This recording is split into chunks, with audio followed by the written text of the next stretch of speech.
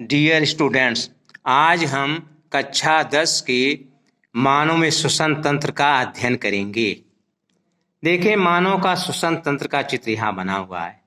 हम जो है कैसे सांस लेते हैं, ये क्रिया कैसे होती है, इसी का अध्ययन करेंगे। तो सर्वप्रथम वायु जो है ये नासा द्वार से अंदर जाती है। नासा द्वार में रोमे होते हैं, वाल्व होते हैं, जो है बाहर से आए हुए धूल गर्द इत्यादि को जाने से रोकते हैं। श्लेष्मा होती है जो धूल गर्द या अन्य कीटाणुओं को चिपका लेती है।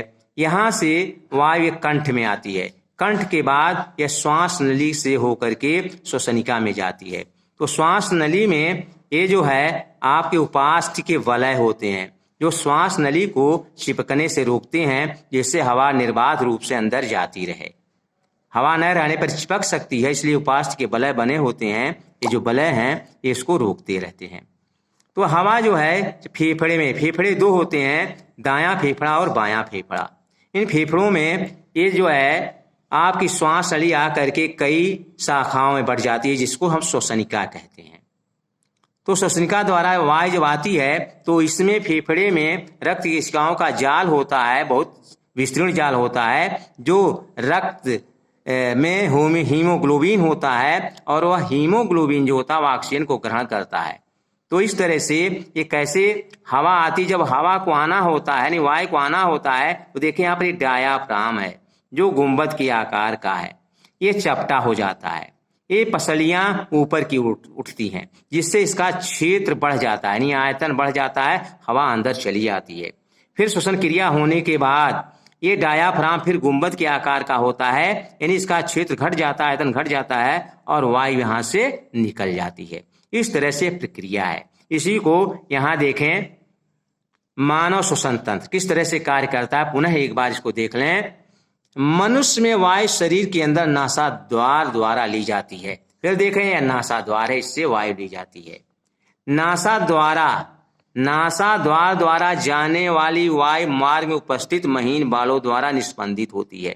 अर्थात यहाँ पर इसको स्वच्छ किया जाता है, जो धूल गर्दा इत्यादि है उसको रोका जाता है, निस्पंदित किया जाता है, जिससे शरीर में जाने वाली वायु धूल तथा दूसरी अशुद्धियों रहित होती हैं। ये सब ऊपर हम बता चुके हैं। तो यह अशुद्धियों रहित हो जाती है हवा। इस मार्ग में श्लेष्मा की परत होती है। अभी आपको ऊपर बताया कि श्लेष्मा की जो परत होती है उसमें जो है धूल गर्द या कीटाणु चिपक जाते हैं, और ये वायु को ठंडा, अगर वायु है तो उसको ठंडे को थोड़ा सा गर्म भी करती है, और गर्म है थोड़ा ठंडा करती है।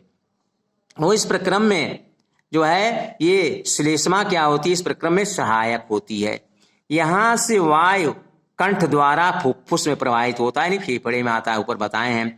कंठ में उपास्थि के वलय उपस्थित होते हैं। यह सुनिश्चित करते हैं कि वायु मार्ग निपतित न हो। निपतित न हो का मतलब बाधा न पड़े, हवा जाने में फेफड़ों में बाधा न हो। इसलिए अभी आपको ऊपर बताए हैं कि वलय जो होते हैं उसको चिपकने से रोकते हैं।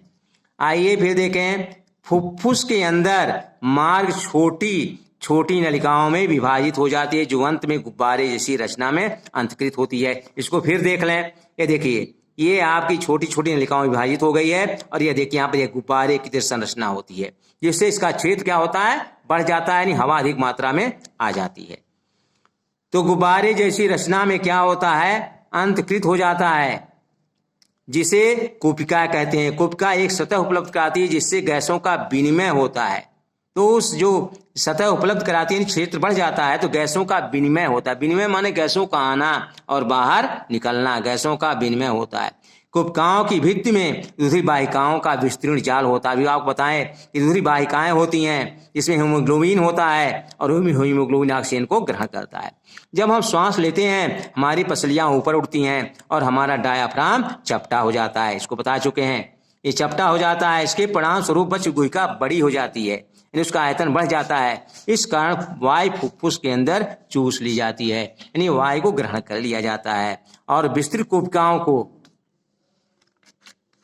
ये जो विस्तृत कुपिकाएं हैं जिसका क्षेत्र बढ़ गया कुपिकाओं का, इसमें वायु क्या होती है, वायु को भर लेती है। विस्तृत कुपिकाओं को वायु भर लेती है। रुधिर शेष शरीर से कार्बन डाइऑक्साइड कुपिकाओं में छोड़ने के लिए आता है। तो रुधिर जो है शरीर के अंदर जो कार्बन डाइऑक्साइड बना हुआ है श्वसन क्रिया के फलस्वरूप, वह यहाँ पर ला करके छोड़ दिया जाता है कुपिकाओं में। कुपिका रुधिर वाहिका का रुधिर कुपिका वायु से ऑक्सीजन लेकर के शरीर की सभी कोशिकाओं तक पहुंचाती है, तो कार्बन डाइऑक्साइड को बाहर निकाल देती है। और कुपिका जो होती है रुधिर वाहिका जो होती है उससे रुधिर या कुपिका वायु से ऑक्सीजन लेती है। कुपिका जो है रुधिर कुपिका वायु से ऑक्सीजन लेकर शरीर की सभी कोशिकाओं तक पहुंचाता है। इस तरह से हमारी श्वसन प्रक्रिया पूरी हो जाती है। प्रिय विद्यार्थियों, इसको सब्सक्राइब करेंगे, लाइक करेंगे, शेष फिर हम अगले टर्न पर आपको पढ़ाएंगे। धन्यवाद।